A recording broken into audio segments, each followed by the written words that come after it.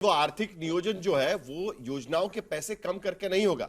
मैं एक बार फिर अपने मुद्दे पर आता हूं जो मैंने आपको पूछा है, क्योंकि आप राज्यों से आते हैं। 41% से आप खुश है क्या? क्योंकि राज्य मांग कर रहे थे कि हमारा हिस्सा बढ़ना चाहिए, केंद्र को 50%, हमें भी 50%। देखिए, हमेशा कोई भी स्टेट हो, सब राज्य की इच्छा होती है कि हमको जितना मैक्सिमम केंद्र सरकार के तरफ से मिल सके तो सब स्वागत करते हैं। लेकिन केंद्र सरकार की भी मजबूरी होती है। केंद्र सरकार सारे चुनाव लड़ते समय फिर जो पैसे बांटने पड़ेंगे, बता रहा हूं, उस वक्त दिक्कत हो जाएगी। देखिए, मैं बता केंद्र सरकार के पास जाना पड़ेगा कि भाई पैसा दीजिए। हर सरकार की इच्छा होती है। अगर फाइनेंस कमीशन से ही आपको मिल जाता तो हक से आप पैसे बांट सकते हैं। निश्चित रूप से हर सरकार के, बिहार के स्टेट होने के नाते या जहां से मैं आता हूं, हम लोग की भी इच्छा है कि जितनी ज्यादा से ज्यादा योजनाएं केंद्र सरकार के माध्यम से या जितना अधिक राशि हम लोग को मिल सके। लेकिन चूंकि एक भारत सरकार का बजट है, यूनियन बजट है, यूनियन बजट में सारे राज्यों के बीच समायोजन करना पड़ता है। इसीलिए यह कहना कि यह सिर्फ बिहार या वेस्ट बंगाल या तमिलनाडु, सभी के लिए, हाँ, हम लोग की इच्छा है। हम लोग की इच्छा है, क्यों नहीं इच्छा होगी? एकदम निश्चित रूप से, निश्चित रूप से इच्छा हम लोग की होगी। लेकिन उस इच्छा की पूर्ति करना वो तो आदरणीय प्रधानमंत्री।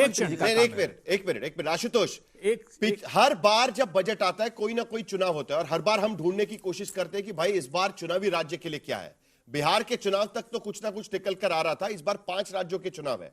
लेकिन कहीं भी केरल के बारे में रेयर अर्थ वो एक कॉरिडोर बनाया गया है, केरल, तमिलनाडु, आंध्र प्रदेश का। बंगाल की बात करें तो हाई स्पीड ट्रेन का एक नेटवर्क उनको दिया गया, लेकिन उससे ज्यादा, उससे के आगे कुछ ज्यादा नजर नहीं आता है। स्पेसिफिक कारण आप नजर आते हैं या सचमुच में इस बार सरकार ने दांव खेला कि नहीं, हम पॉपुलर बजट नहीं बनाएंगे? भाई चुनाव देखिए साहिल, मुझे लगता है कि ये एक तरीके से मजबूरी का बजट है। अगर मुझे आज हेडलाइन लिखनी होती तो मैं ये लिखता कि बस आपकी छूट गई है, आप दौड़कर उसको पकड़ने की कोशिश कर रहे हो। सीधी सी बात है। कितनी ट्रैजिक बात है कि 12 साल से सरकार है और रेयर अर्थ के मामले में हिंदुस्तान दुनिया का 3rd लार्जेस्ट रिजर्व हमारे पास है, 6.9 मिलियन टन। इमेजिन, उसके बावजूद भी हिंदुस्तान आज रेयर अर्थ मेटल को लेके दुनिया के नक्शे पे कहीं दिखाई नहीं पड़ता है। 12 साल में अगर हमने कोशिश की होती तो आज हम चाइना के बाद नंबर 2 कंट्री होते रेयर अर्थ को लेके, और हमारी लेवरेज अमेरिका से बढ़ गई होती। दूसरी स्थिति में बता दो, पिछले 12 सालों में हमने कहा कि हम 2047 तक जो डेटा सेंटर है उसको लेके हम टैक्स में हॉलिडेज देंगे। हमारा कंट्रीब्यूशन सिर्फ दुनिया में 3% के आसपास है।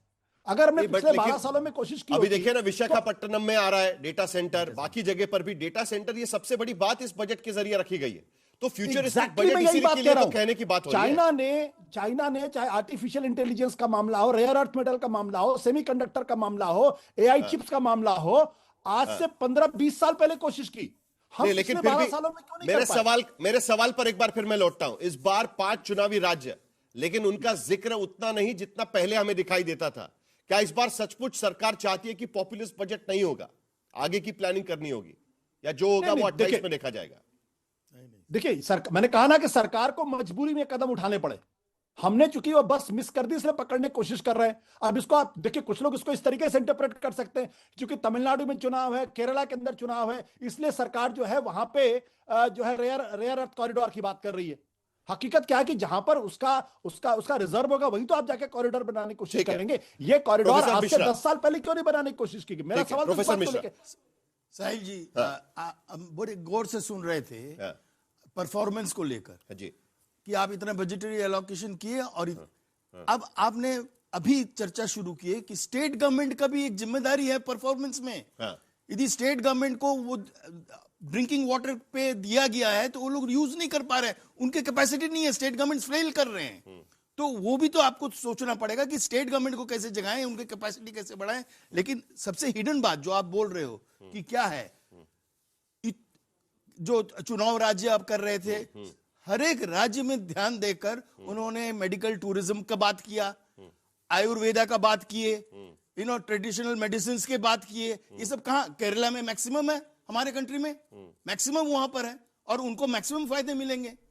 और वो बोले कि अभी एक नेशनल लेवल का आयुर्वेदा इंस्टीट्यूट खोलेंगे, तो वो कहां खुलेगा? ये देखिए आप, उसी राज्य में खुलेगा, तमिलनाडु, केरला, वहीं पर खुलेगा। क्योंकि जो अभी चल रहा है इन टर्म्स ऑफ हम लोगों का जो ट्रेडिशनल हेल्थ केयर को लेकर फोर फ्रंट में लाना, वो इसमें आया है, मेडिकल टूरिज्म को लेकर। टैलेंट को, हमारे यूथ के टैलेंट का, स्किल डेवलपमेंट, इतने मतलब फोकस आया इस बजट में जो हम कभी नहीं देखे। ठीक है। और वो टैलेंट क्यों? क्योंकि हमारे टैलेंट चले जा रहे थे विदेश में, और वहां से उन लोग को मतलब यूज करके वो लोग एक फायदे ले रहे थे। एक जल्दी से बता दीजिए मुझे, क्योंकि लोगों को ये बस भी एक दिखाना है। सेकंड। आप बोलिए। मिश्रा जी एक चीज मुझे ये भी दिखानी है कि किस तरीके से मिश्रा जी ये ने- पैसा आया कहां से है, और उसके साथ एक साथ सेकंड बस पैसा बांट, मतलब कहां पैसा जा भी रहा है इस बजट के भीतर। एक आखिरी जरा बात। एक बार मैं आता हूं आपके पास, जरा एक बार ये भी चीज दिखा देते हैं कि पैसा जो है उसका इस बजट के दौरान आया कहां से है। तो आप देख सकते हैं